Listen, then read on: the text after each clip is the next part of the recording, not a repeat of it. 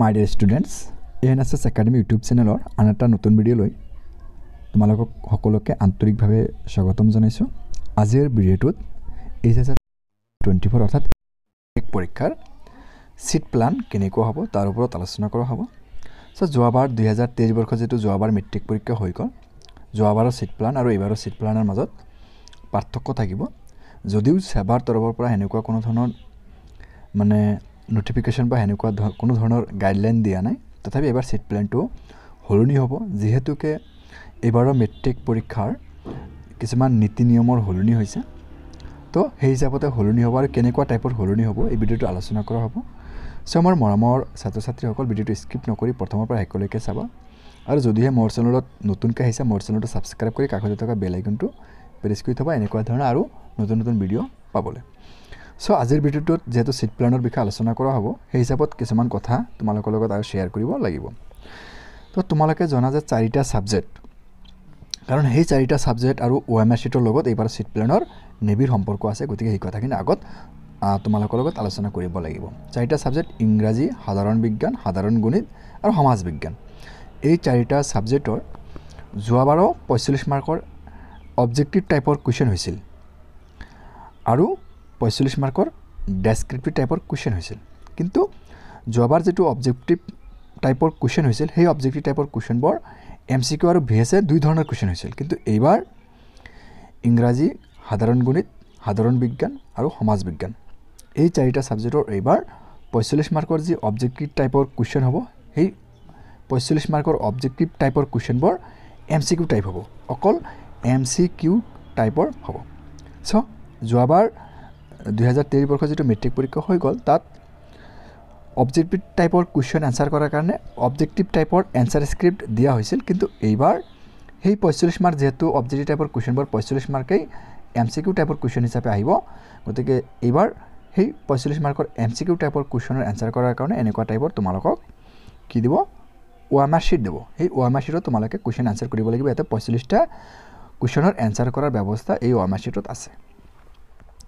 এইবাৰ সেই OMR শ্বীটৰ লগত চিট প্লানৰ লগত যেহেতু সম্পৰ্ক আছে, গতিকে এই OMR শ্বীটটো তোমালোকৰ ইণ্ডিভিজুৱেলাইজড OMR শ্বীট হ'ব, মানে তোমালোকৰ ব্যক্তিগত OMR শ্বীট হ'ব। আৰু এই OMR শ্বীটত তোমালোকৰ কি থাকিব, তোমালোকৰ ছাবজেক্ট কোড, তোমাৰ নিজৰ নাম থাকিব, তোমাৰ ৰোল থাকিব, নাম্বাৰ থাকিব, ৰেজিষ্ট্ৰেশ্যন নাম্বাৰ থাকিব আৰু ইয়াতে থাকিব চেণ্টাৰ নেম, তোমাৰ চেণ্টাৰ নেম থাকিব, তোমাৰ ফটো থাকিব, ইয়াতে বাৰকোড থাকিব। তো ইয়াতে তোমাৰ ফিল আপ কৰা একো দৰকাৰ নাই।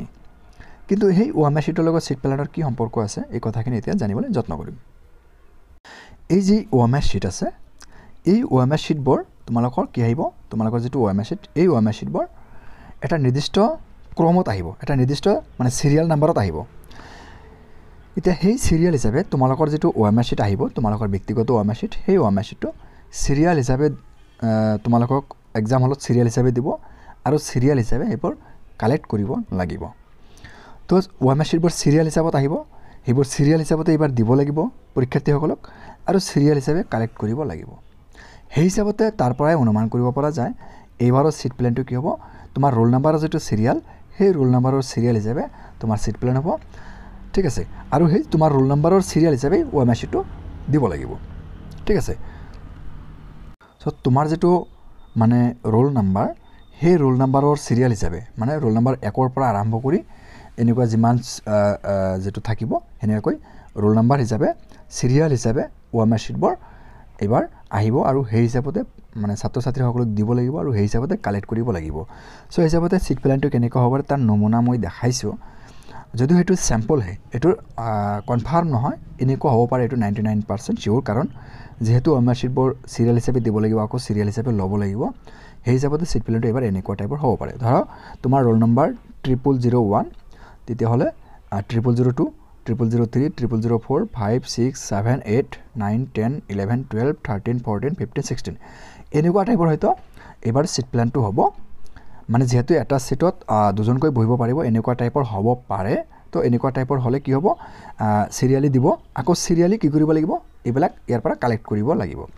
তো এইবাৰৰ চিট প্লেনটো কি হ'ব, ৰোল নাম্বাৰ হিচাপে চিৰিয়েলি হ'ব আৰু সেই যিহেতু OMR শ্বীটবোৰ চিৰিয়েল হিচাপে আহিব, তাত তোমাৰ OMR শ্বীটত তোমাৰ ৰোল নাম্বাৰ আগতীয়াকৈ লিখা থাকিব। ইয়াতে যেনেকৈ ৰোল নাম্বাৰ লিখা আছে, তোমাৰ আগতীয়াকৈ ৰোল নম্বৰ লিখা থাকিব আৰু এইটো সিৰিয়াল হিচাপে আহিব আৰু সিৰিয়াল হিচাপে দিব লাগিব, সিৰিয়াল হিচাপে কালেক্ট কৰিব লাগিব। সেই হিচাপে অনুমান কৰা যায় যে এইবাৰ সিট প্লেনটো এনেকুৱা সিৰিয়াল হিচাপে সিট প্লেনটো হ'ব।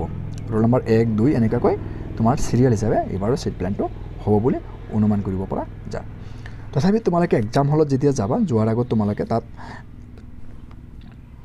গৈ কিনে তোমালোকে এক্সাম হলত সোমোৱাৰ আগত তোমাৰ কোনটো ৰুমত তোমাৰ সিট প্লেন পৰিছে সেই ৰুমটো তুমি বিচাৰি উলিয়াব লাগিব। উলিয়াই সেই ৰুমত তুমি যোৱাৰ পিছত তোমাৰ সিট প্লেনটো তুমি বিচাৰি উলিয়াই তুমি পৰীক্ষা দিব লাগিব। তো যোৱাবাৰৰ সিট প্লেনটো অলপ বেলেগ আছিল, এইবাৰ সিট প্লেনটো বেলেগ হ'ব, যিহেতু OMRCবোৰ সিৰিয়াল হিচাপে আহিব, সিৰিয়াল হিচাপে দিব লাগিব আৰু সিৰিয়াল হিচাপে কালেক্ট কৰিব লাগিব ছাত্ৰ ছাত্ৰীৰ পৰা। আৰু তোমালোকে জনা যে OMRCটো তোমালোকে 90 মিনিট সময় তোমালোকৰ লগত ৰাখিব পাৰিবা, 90 মিনিট পিছত তোমালোকে জমা দিব লাগিব। গতিকে OMRCটো সিৰিয়াল হিচাপে আহিব, সিৰিয়াল হিচাপে দিব লাগিব, সিৰিয়াল হিচাপে ল'ব লাগিব। সেই হিচাপতে এইবাৰ সিট প্লেনটো এনেকুৱা হ'ব পাৰে। তো তোমালোকে ইমান সময় থকাৰ কাৰণে ধন্যবাদ জ্ঞাপন কৰি মই মোৰ ভিডিঅ'টো ইয়াতে সামৰিছোঁ। Thank U.